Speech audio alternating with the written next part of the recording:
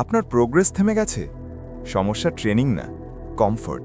আপনি একই রেপ করেন, একই সেট, একই রুটিন, কারণ এটা সেফ লাগে। মাসের পর মাস 10টা পুশ আপ, একই রকম পুল আপ, কোনো চাপ নেই, কোনো চ্যালেঞ্জ নেই। তারপর বলেন, ভাই প্রোগ্রেস হচ্ছে না। হবে কিভাবে? শরীর তো নতুন কিছু শিখছে না। ক্যালেস্থেনিক্সে উন্নতি চাইলে কমফোর্ট ভাঙতে হবে, কিন্তু বুদ্ধিমত্তা দিয়ে।